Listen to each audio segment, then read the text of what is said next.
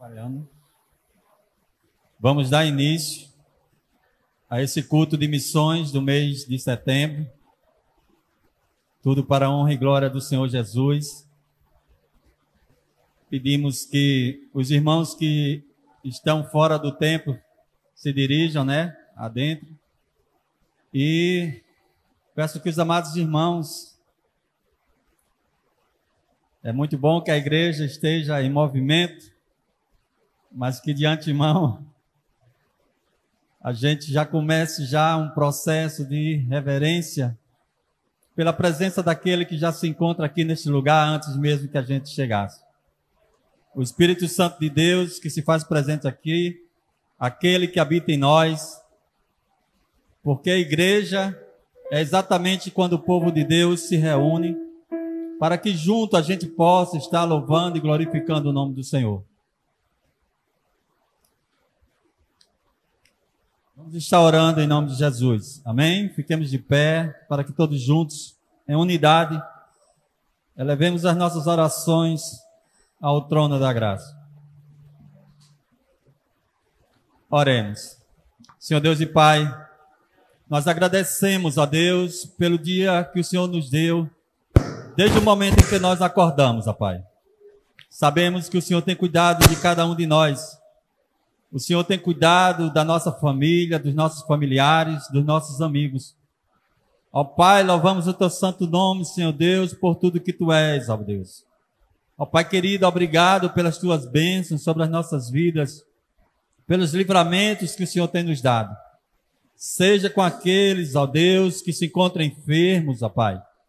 Envia, Senhor Deus, ó Pai querido, os profissionais ali nos hospitais, designado por Ti, Senhor Deus, e capacitado por Ti, para cuidar daqueles que se encontram em um leito, passando por um processo debilitado, e que em nome de Jesus, pelo poder que há, Senhor Deus, em Ti, eles possam ser regenerados para a honra e glória do Teu santo nome.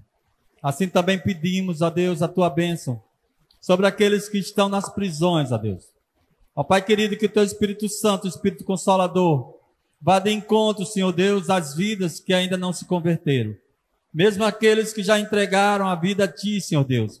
Mas nós sabemos que existe a lei do homem e a Tua lei. E que tão somente se houve, Senhor Deus, um delito, uma iniquidade, que ali diante da lei do homem, o irmão possa pagar, Senhor Deus, por esse processo. E depois ele se vê livre para voltar à sociedade e viver uma vida digna diante de Ti. Ó Pai querido, também pedimos pela Tua igreja, que Tu possa estar abençoando, ó Pai querido, a nossa liderança, Senhor Deus, que são os líderes das congregações pertencentes, Senhor Deus, a esse ministério, Igreja Batista Nacional em Mandacaru. Seja com o evangelista Osovete, a sua esposa, ali no sítio Canabrava. Seja com o evangelista Josinaldo e a missionária Cléa, ali no sítio Paudar. O irmão Tota, Senhor Deus, o evangelista Tota, e a missionária Adriana, Senhor Deus, em Riachão. Lícia e Juscelino, na cidade do Conde. A missionária Gerlane e o pastor Batista, ali no Jardim Esté.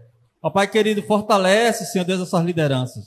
E que as ovelhas ao qual o Senhor colocou, Senhor Deus, para que na responsabilidade deles, Senhor Deus, fossem apacentadas diante do poder que o Senhor derramou sobre a vida deles, possam ser cuidadas e tratadas pela Tua palavra. E que em nome de Jesus, nós, a igreja, Senhor Deus, possamos também ser colaboradores, ajudadores, Senhor Deus, para que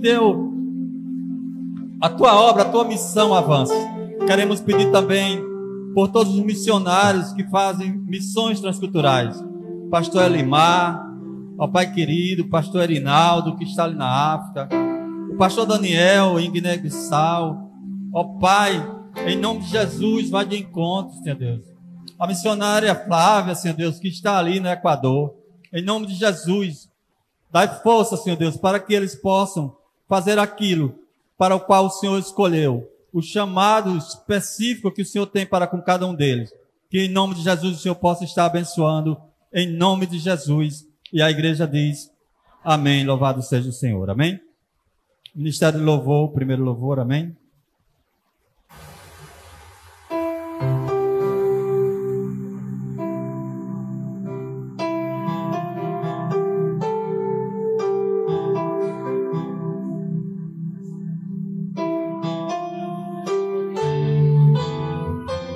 Aleluia. Vamos adorar o Senhor, amém?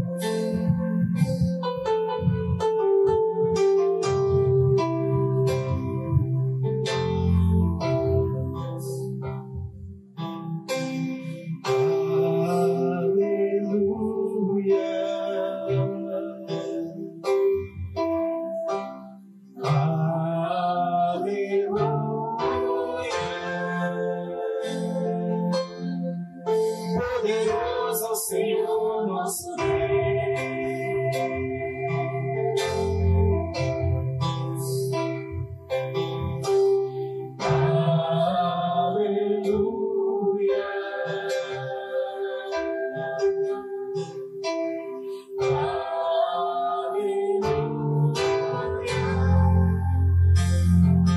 Diga que Ele é poderoso, Senhor nosso Deus.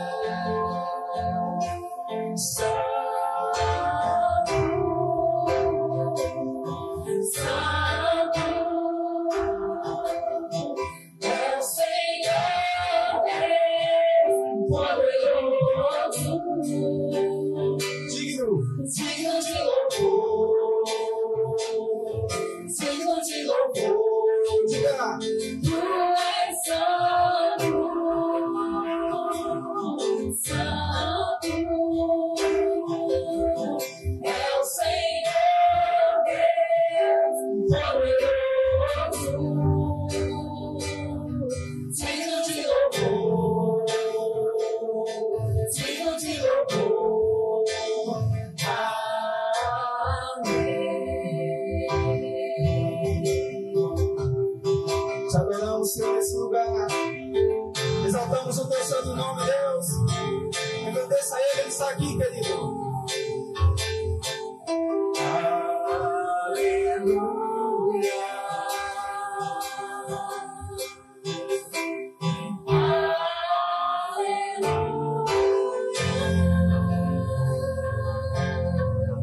Poderoso Senhor nosso Deus.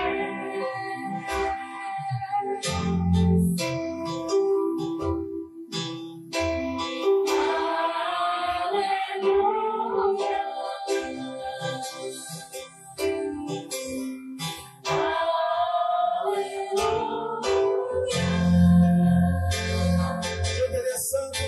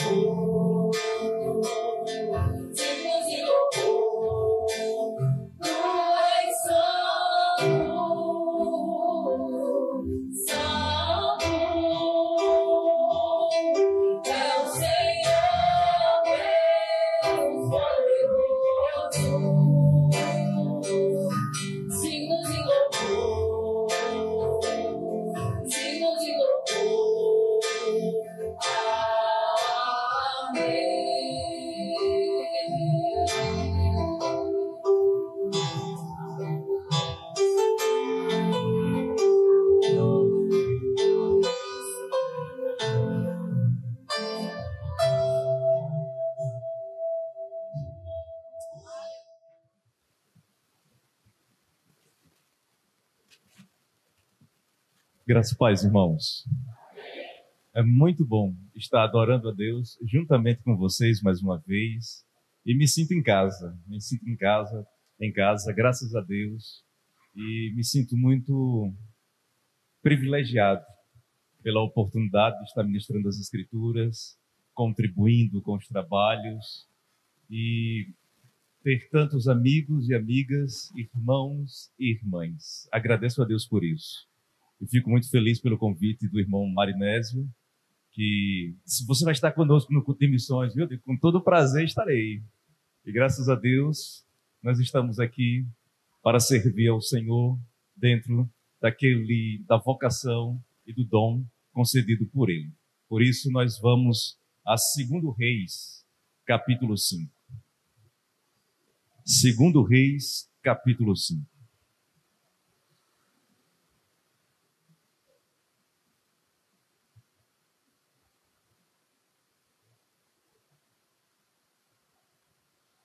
Nosso texto é um texto um pouco longo, mas necessário.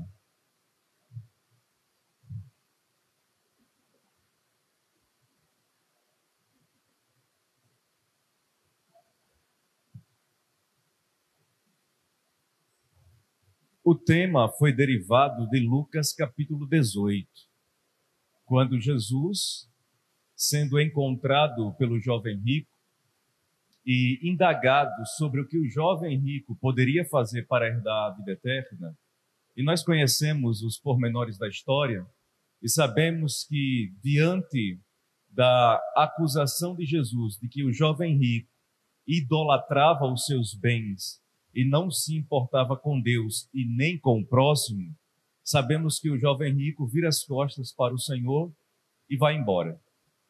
Diante disso, Jesus pronuncia que é impossível um rico adentrar o reino dos céus. Era mais fácil um camelo passar pelo fundo de uma agulha do que um rico entrar no reino dos céus. E os discípulos assustados com essa declaração de Jesus, porque a mentalidade religiosa da época dizia que todos aqueles que fossem ricos, materialmente falando, eram favorecidos por Deus, abençoados por Deus e, portanto, estavam sendo aprovados à entrada no céu. Mas Jesus quebra essa mentalidade religiosa errônea e diz, quando os discípulos indagam ao Senhor, eles disseram o seguinte, perguntaram o seguinte: sendo assim, quem é que pode salvar-se? E Jesus disse: isto é impossível aos homens. O que é impossível aos homens? Salvar a si mesmo. Eles não podem se salvar. Eles não podem fazer algo para poder alcançar a salvação. Não dá para comprar a salvação. Não dá para trabalhar pela salvação. Jesus já declarou: isso é impossível aos homens. Mas é possível a Deus. A salvação, como disse Jonas no capítulo 2 de seu livro, pertence ao Senhor. A salvação não está no poder do homem, da criatura. A salvação não está dentro das capacidades e faculdades do ser humano. A salvação pertence única e exclusivamente ao nosso Deus. E para ilustrar essa declaração de Jesus, quando os discípulos dizem, entendendo isto, encabeçados por Pedro, dizem: deixamos tudo e te seguimos. Abandonamos, como foi lido, o nosso trabalho, deixamos a nossa pesca, deixamos a coletoria de impostos, deixamos tudo e te seguimos. O que vai ser de nós? E Jesus disse que aqueles que deixaram bens, deixaram família, deixaram todos os seus afazeres, objetivos e sonhos por causa do reino, receberiam uma recompensa de valor indizível e inestimável. E diante disso, o texto de 2 Reis, capítulo 5, nos ajuda muito a entender. Nós vamos encontrar um homem poderoso que tem prata, ouro e vestes especiais e que tenta comprar a salvação de Deus. Mas ele percebe-se, encontra-se com o Todo-Poderoso, e o Todo-Poderoso, adentrando o seu coração, faz com que ele perceba que a salvação é puro dom de Deus. A salvação é gratuita. E dentro dessa realidade, nós perceberemos personagens importantes para a salvação desse grande homem. Perceberemos personagens que influenciaram esse homem a chegar no Senhor ou ao Senhor. E o tema eu pinço do que foi me fornecido e construo o meu sermão dentro do tema que diz por causa do reino. E por causa do reino, em primeiro lugar, de acordo com o nosso texto que nós vamos começar a ler, por causa do reino, não subestime as suas circunstâncias.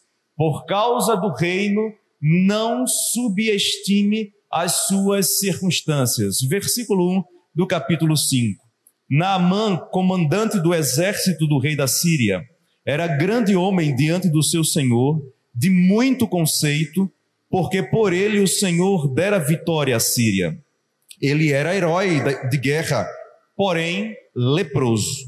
Saíram tropas da Síria e da terra de Israel levaram cativa uma menina, que ficou ao serviço da mulher de Naamã. Disse ela à sua senhora: tomara o meu senhor estivesse diante do profeta que está em Samaria, ele o restauraria da sua lepra. Nós temos já no início a apresentação do grande homem chamado Naamã. O versículo 1 nos apresenta 6 características dele, 6 coisas importantíssimas sobre ele. Primeiro, ele era capitão, comandante do exército. Era um homem extremamente respeitável e poderoso na sua terra. Segundo, ele era um homem grande diante de seu senhor. Ele era muito estimado pelo rei. Terceiro, diz que de muito conceito. Ele tinha muito conceito, ou seja, ele influenciava e era privilegiado por sua liderança, por seu líder político, seu rei. E ainda mais, algo surpreendente é dito sobre ele, porque por ele o Senhor dera vitória à Síria.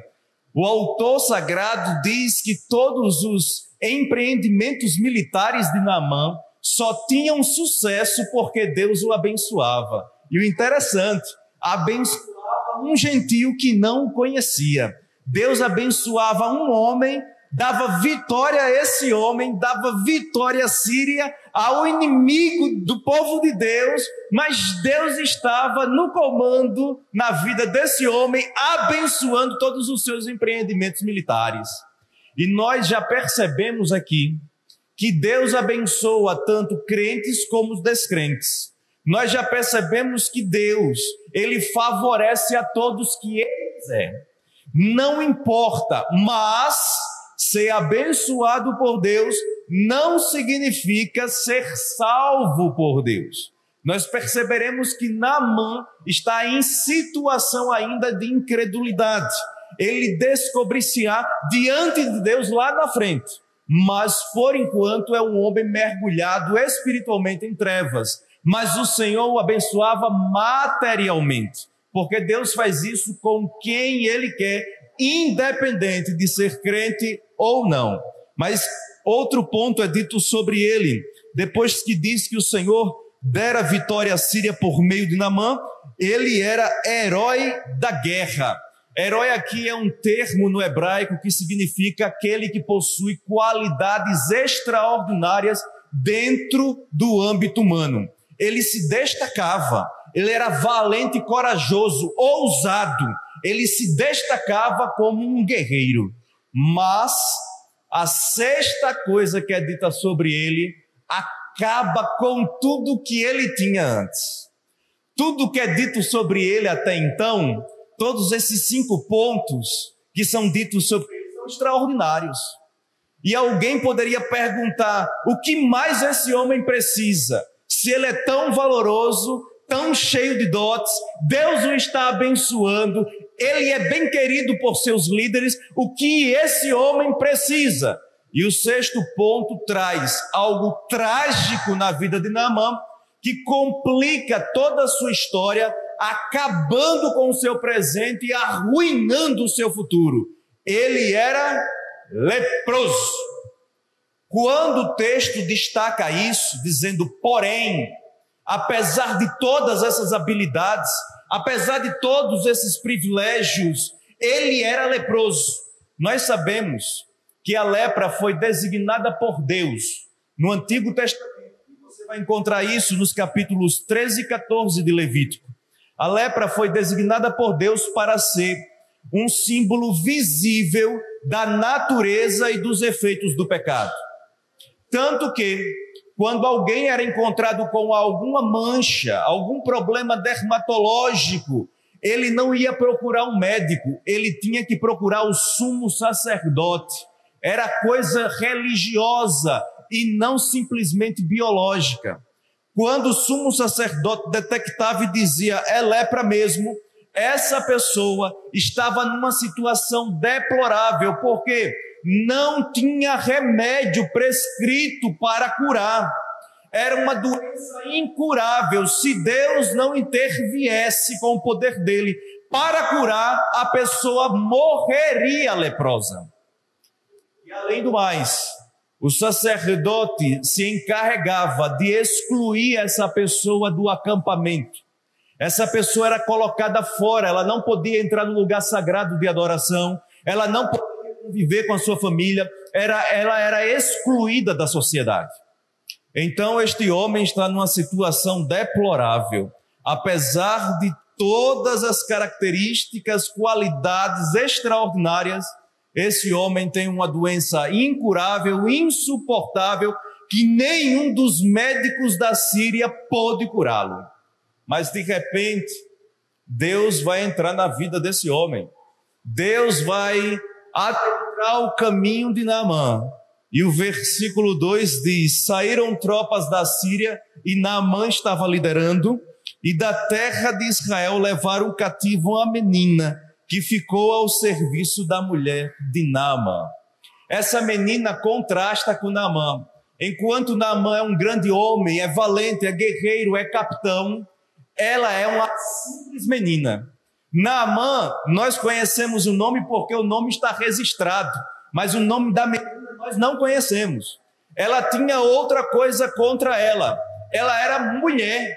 Mulher era totalmente desprezada na época.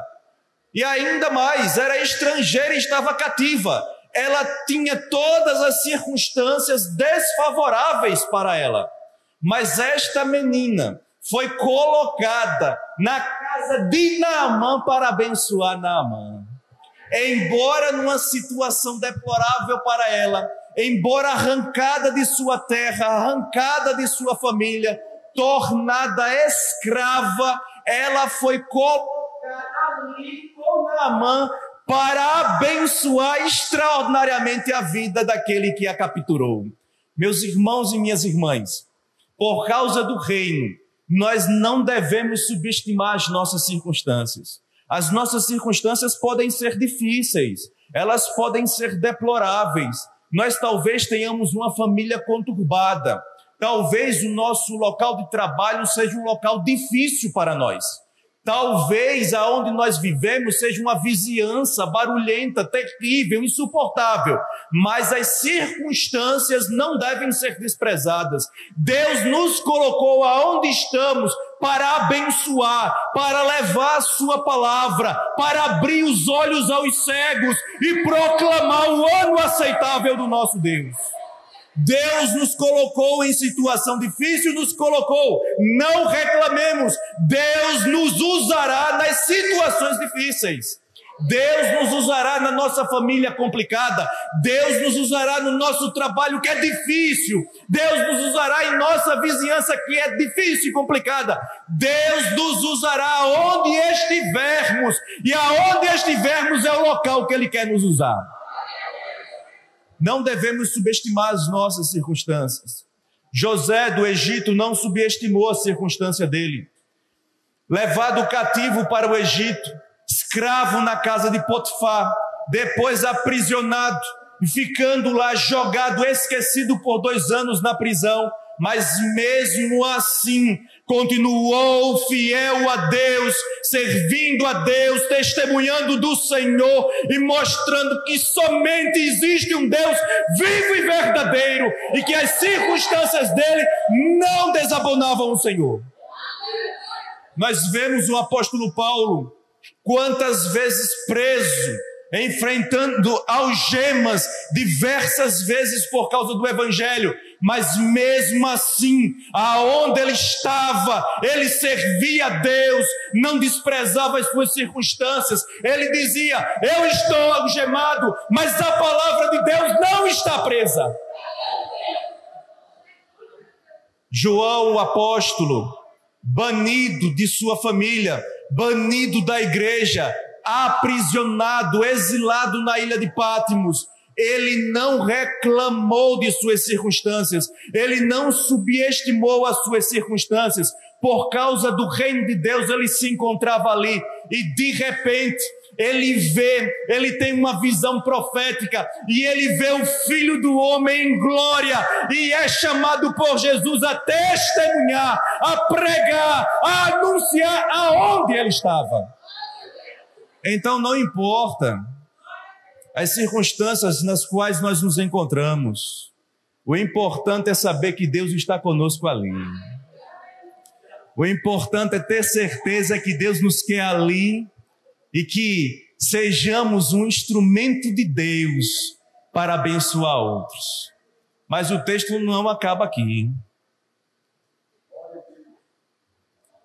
Por causa do reino, em primeiro lugar, não subestime as suas circunstâncias, mas também, por causa do reino, não desperdice as oportunidades. Versículo 2 e 3. Saíram tropas da Síria e da terra de Israel, levaram cativa uma menina, que ficou ao serviço da mulher de Naamã. Disse ela à sua senhora: tomara o meu senhor estivesse diante do profeta que está em Samaria, ele o restauraria da sua lepra. Que menina extraordinária na teologia e na maturidade espiritual. Coisa que às vezes uma pessoa que tem uns 30 anos de crente não tem. Aqui, uma jovem, uma menina, ela não fica amargurada com Naamã. Naamã a levou cativa, a reduziu à escravidão. Naamã acabou com os sonhos dela de casar. Agora vai ser minha escrava. Mas ela não guardou rancor nem ressentimentos contra Naamã. Assim que percebeu o estado de lepra de Naamã, ela se preocupou com ele e se interessou pelo bem-estar dele. E foi logo evangelizar a mulher do homem. Claro, né, que é pela mulher que se achega, né? A menina foi inteligente, né? Ela não foi direto ao capitão. Chegou, eu vou direto àquela que pode influenciar o homem. Foi direto à mulher.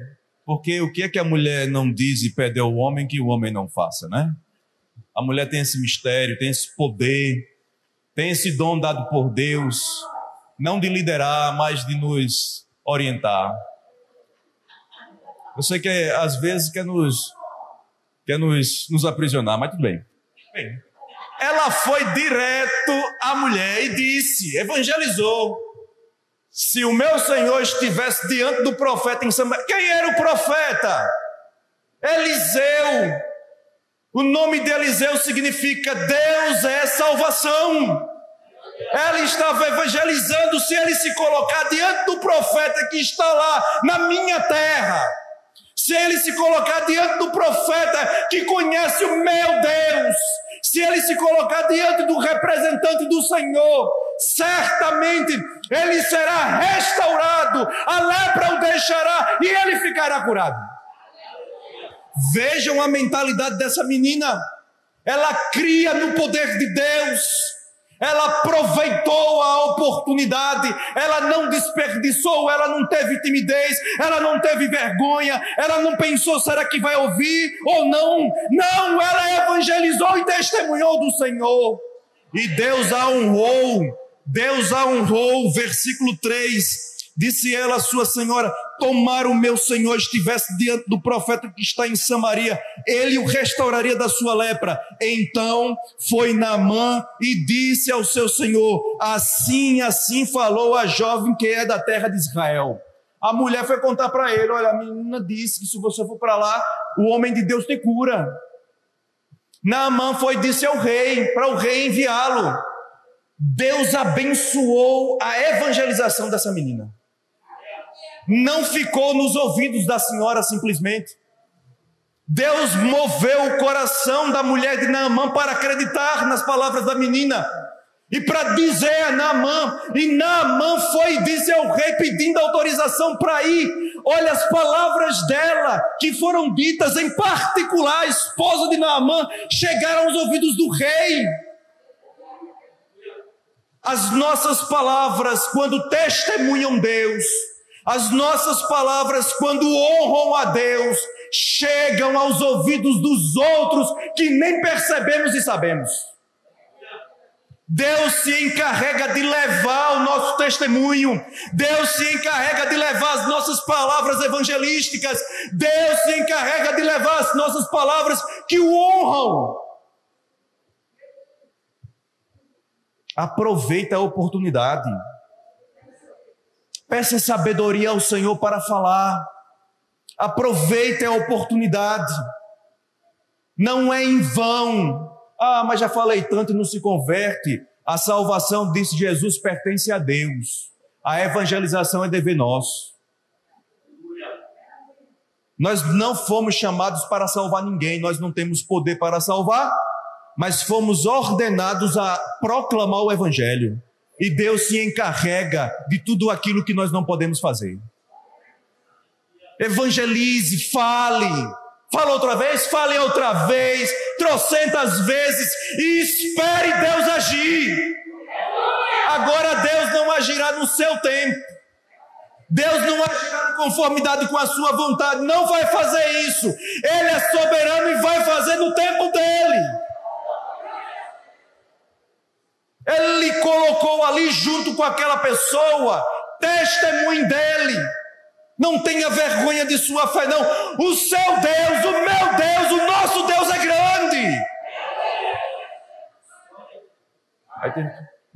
Eu não sei. É igual a um pessoal foi evangelizar numa cidade, infelizmente. Depois foram prestar relatório. Fulano, você evangelizei várias pessoas, graças a Deus. Quantas se entregaram a Jesus? Umas 5, legal. Aí foi o outro, você também evangelizou? Evangelizei, graças a Deus, falei lá do poder de Deus, da salvação do Senhor. Quantas pessoas se converteram? 2. Aí chegou um. E você, fulano, você testemunhou, falou do evangelho? Eu falei. Quantas pessoas se converteram? Nenhuma. Eu dei graças a Deus por eu não ter me perdido.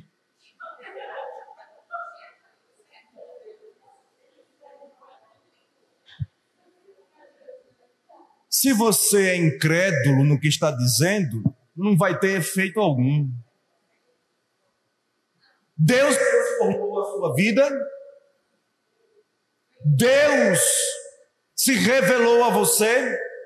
Você conhece o braço onipotente, indomável do Senhor.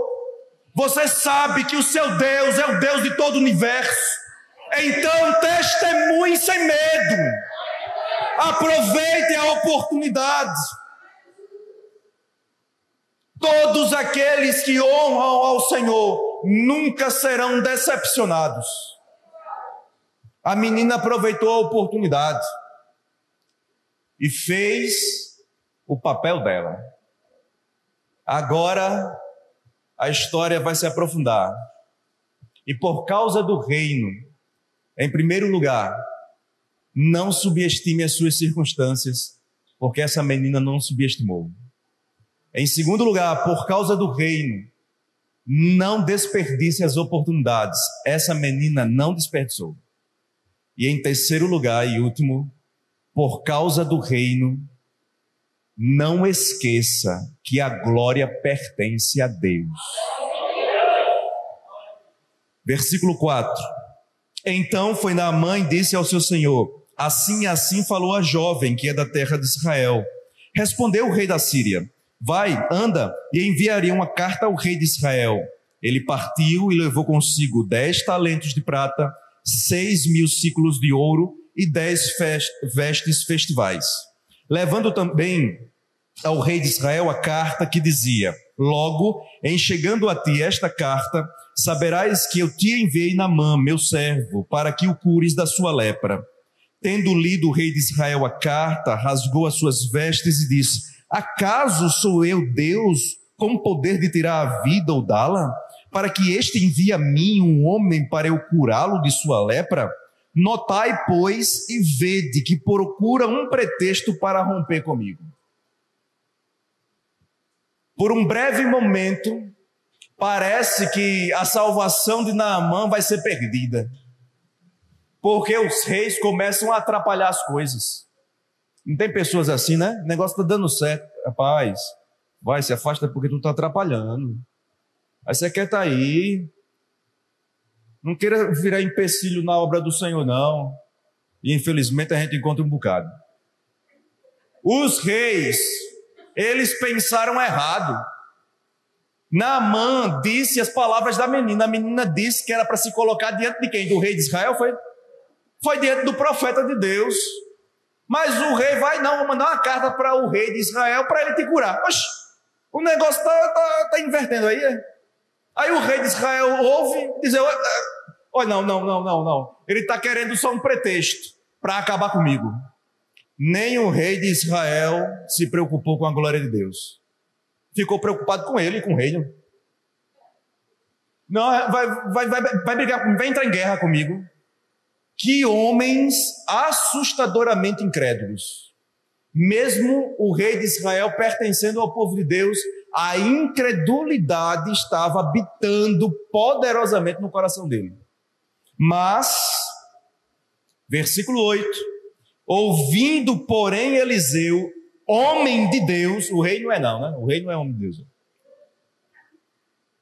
O rei era borocochô. O rei estava mais para lá de Bagdá.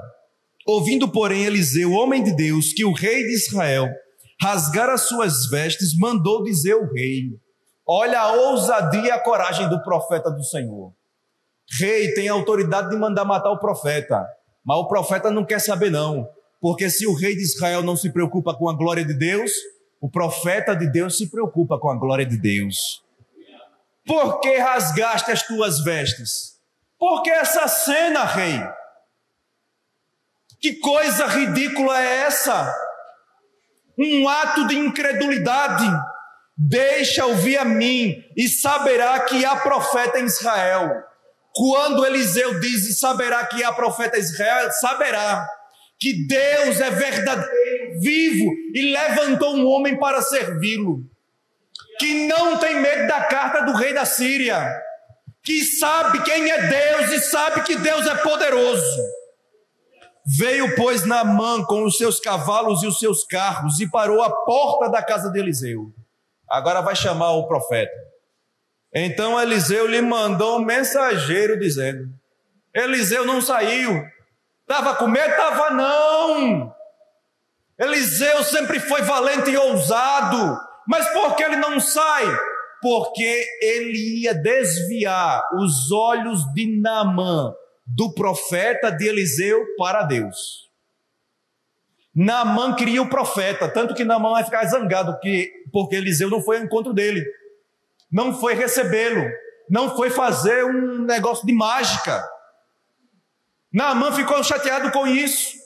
Mas por que Eliseu não sai? Porque Naamã precisa se aperceber que não é o servo, é o Senhor, que não é o profeta, é Deus. Naamã precisa tirar os olhos de Eliseu e colocar os olhos no Altíssimo. Eliseu cura? Não cura. Quem cura é Deus. Eliseu sabe a glória, a honra, o poder, o louvor, a riqueza, a ação de graça pertence a Deus. Naamã, você não precisa de mim, você precisa de Deus. Aí manda o mensageiro, porque mais importante do que o mensageiro é a mensagem. Mais importante do que o mensageiro é a mensagem.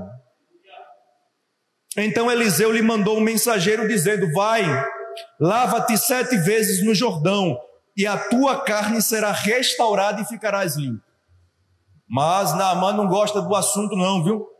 Naamã, porém, muito se indignou e se foi dizendo: pensava eu que ele sairia ter comigo por-se-ia de pé, invocaria o nome do Senhor seu Deus, moveria a mão sobre o lugar da lepra e restauraria o leproso. Naamã pensou que por ser grande homem, valoroso, cheio de prata, ouro e vestes, Eliseu ia se interessar por isso, iria recebê-lo, porque Naamã estava acostumado com essas coisas lá na Síria. E fica indignado porque Naamã não foi honrado como ele queria ser. É porque todo pecador precisa perceber que é pecador. Pecador não é para ser paparicado, não. Ô pecadorzinho, venha cá pro meu colinho. Papai vai fazer carinho em você. Não, vai te dar uns tapas. Para você perceber quem você é. Vai te dar uns catucões legais, uns beliscões para... percebe quem tu é, onde está doendo. Eliseu fez isso. Naamã ficou indignado. Eliseu não se importou se Naamã ia ficar irado ou não. Eliseu não se importou se Naamã ia querer ir embora ou não. Mandou a mensagem, pronto. Paparicar pecador, só outro pecador. Porque servo de Deus não paparica pecador. Pensava eu, disse Naamã, que ele sairia ter comigo, por-se-ia de pé, invocaria o nome do Senhor, ia fazer uma mágica com Naamã, né? Passaria a mão, né? Isso aí, ó. Porque ele estava acostumado com os magos da Síria a fazerem isso. Mas curaram Naamã? Não, estava doente do mesmo jeito, podre do mesmo jeito. Versículo 12. Não são, porventura, Abana e Farfá, rios de Damasco, melhores do que todas as águas de Israel? Não poderia eu lavar-me neles e ficar limpo? E voltou-se e se foi com indignação. Todo pecador não quer o caminho do Senhor. Deus tem um caminho. E o caminho, para você chegar nele, tem que passar pela porta estreita.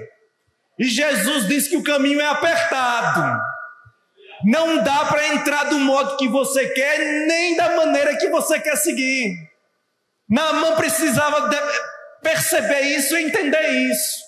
Naamã queria o jeito dele. Não quero as águas do Jordão. Eu quero as águas dos rios lá da Síria que são melhores. Ele queria o jeito dele. Mas ele tem que entender que a salvação pertence a Deus. E Deus tem um método dele. Deus tem um caminho único. E esse caminho se encontra em Jesus Cristo. Então, versículo 13... Se chegaram a ele os seus oficiais e lhe disseram: meu pai, se te houvesse dito o profeta alguma coisa difícil, acaso não a farias? Quanto mais, já que apenas te disse: lava-te e serás limpo. Então desceu e mergulhou no Jordão 7 vezes. Isso é interessante. Primeiro você tem que entender por que o Jordão.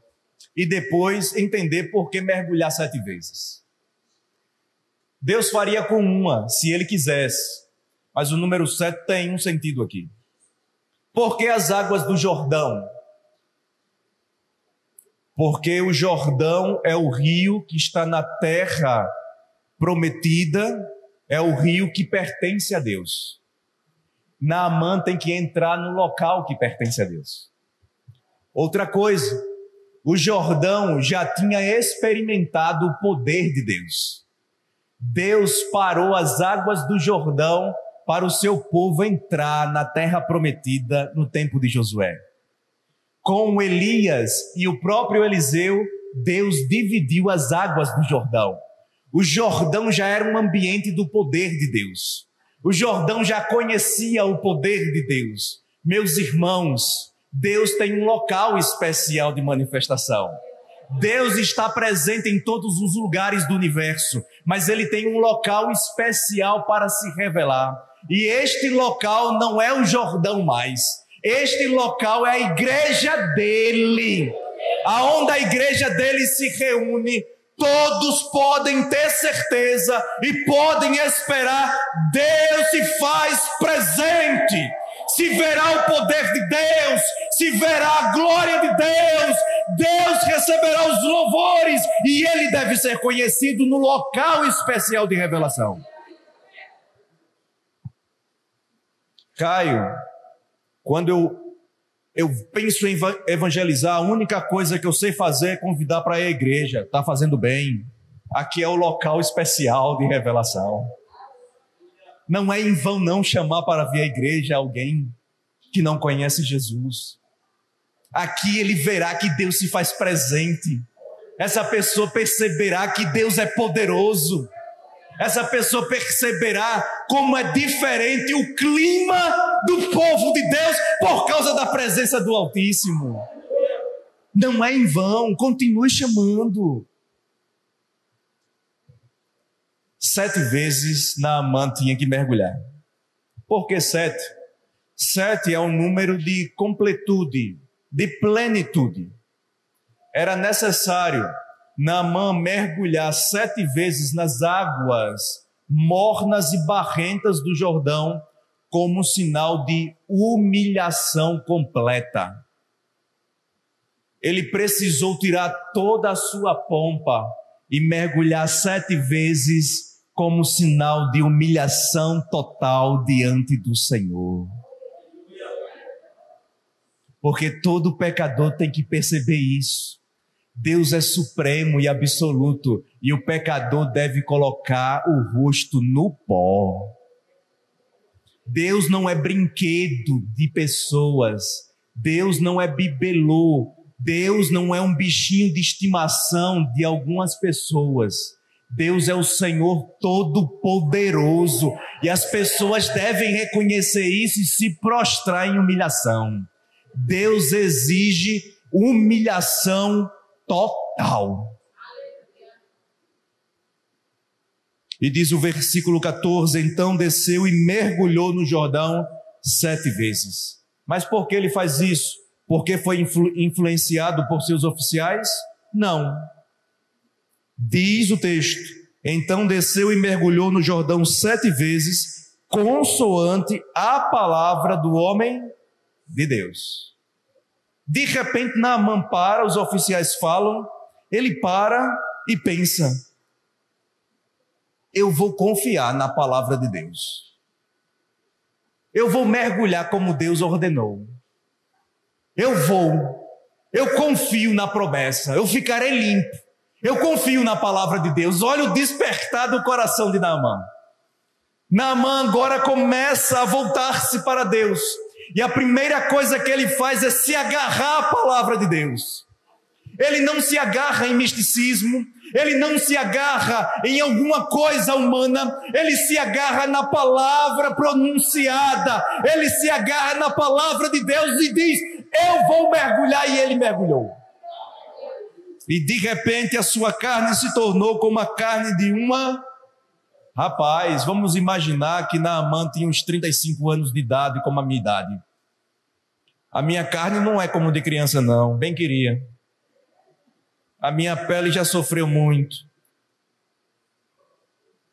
O sol já fez alguns estragos, mas de repente o milagre é surpreendente.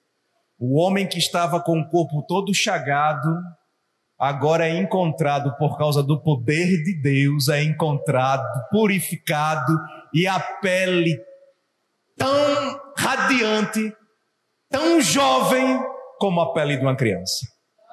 Só Deus pode fazer isso. Aí diz o versículo 15: voltou ao homem de Deus. Voltou ao homem de Deus. Ele não vai embora. Ele não queria somente ser curado. Ele de repente percebe quem Deus é e ele tem que voltar. Voltou ao homem de Deus e ele e toda a sua comitiva, veio, pôs-se diante dele e disse: agora Eliseu está presente.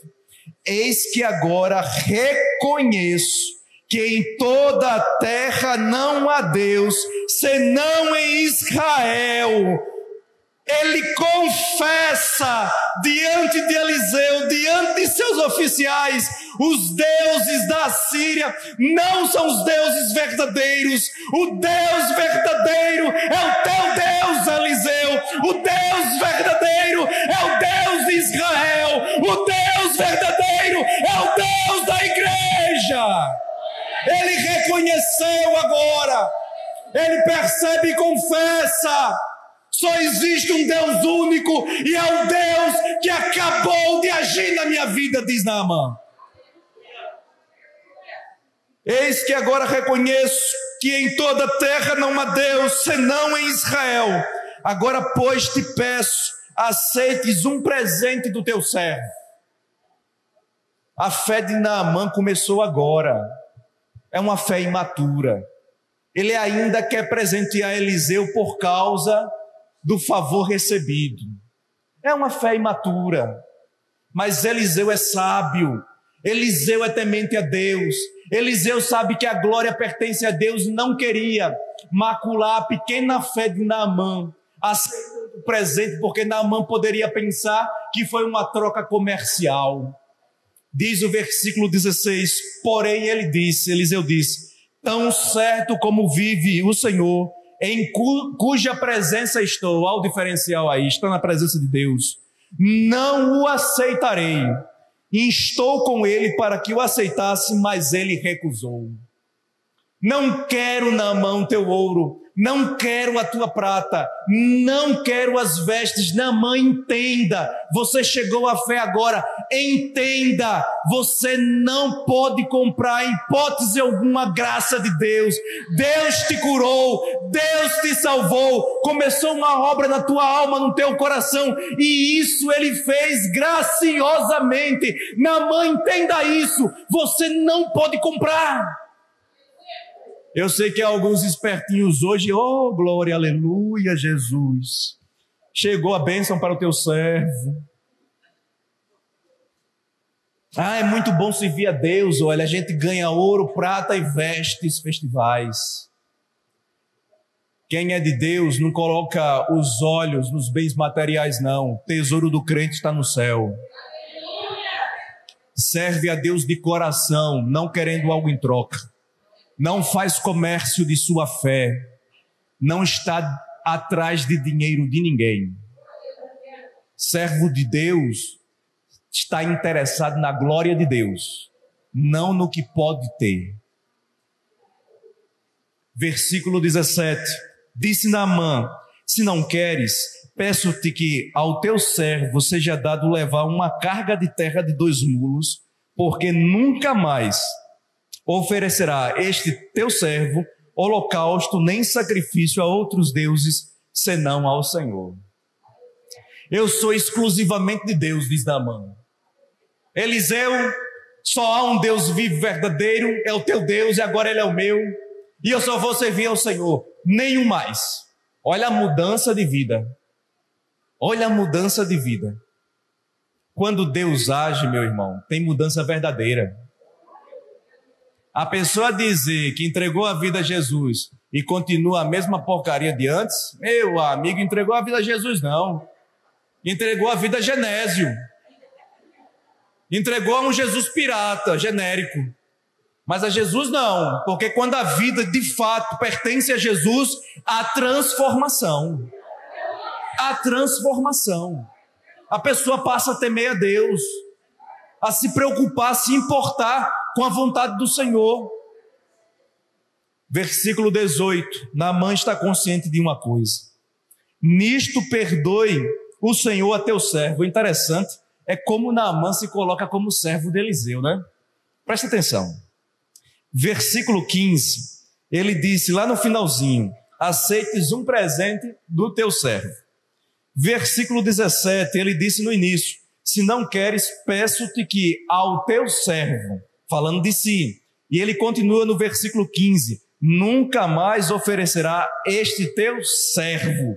No versículo 18, nisto perdoe o Senhor a teu servo. E no finalzinho do versículo 18, nisto perdoe o Senhor a teu servo. Olha como Naamã se tornou humilde. Não era um homem extraordinário no versículo 1, não era um homem cheio de pompa, honrado, estimado, agora é servo de Eliseu.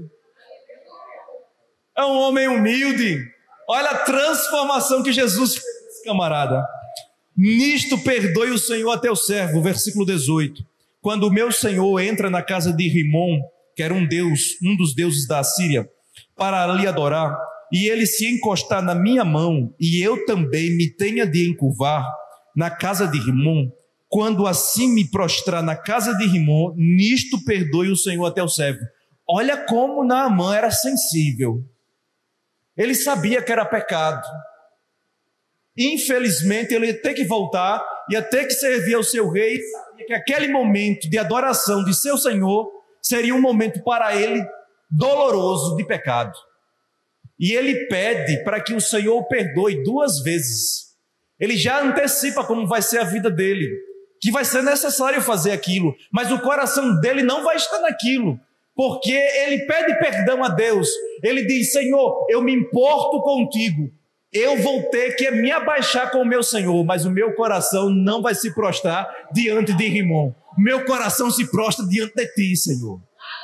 E a palavra de Eliseu é uma palavra de profunda sabedoria. Ele não mata a fé que começou a operar na vida de Naamã. Ele diz: vai em paz. Naamã, eu não vou colocar sobre você uma carga que você não pode levar. Pode ir, não se preocupe não. Deus será com você. Deus começou a trabalhar na sua vida, Naamã. Não se preocupe. Deus estará com você. Pode ir em paz. E nós percebemos que por causa do reino, não devemos esquecer que a glória pertence a Deus. Eliseu se importou diante de todo esse cenário com a glória do Senhor. Naamã teve que perceber isso. E todas as vezes que a igreja se importa com a glória de Deus, todas as vezes que a igreja lembra que a glória pertence a Deus, Deus revela a presença dele no meio da igreja e opera com o poder dele. Que Deus nos ajude, que tenhamos interesse de fato no reino. E por causa do reino, não subestimemos as nossas circunstâncias. Por causa do reino, não desperdicemos as oportunidades. E por causa do reino, não nos esqueçamos que a glória pertence a Deus. Vamos orar. Incline sua cabeça.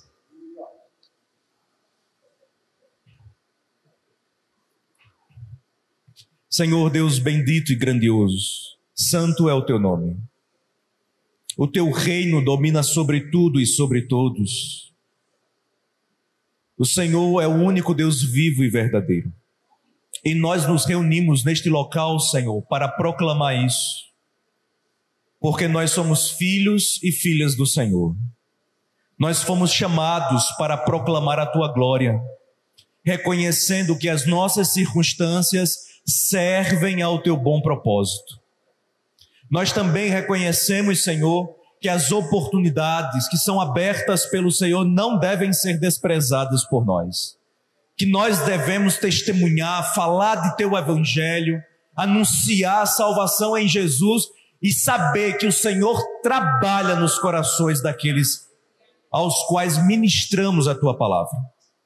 Dá-nos, Senhor, um coração voltado, interessado, preocupado com a tua glória. Que nós saibamos que a glória pertence a ti e não a nós. Que nós reconheçamos que o nosso lugar é no pó, é na cinza, é ajoelhados diante de tua presença, que o trono pertence somente a ti.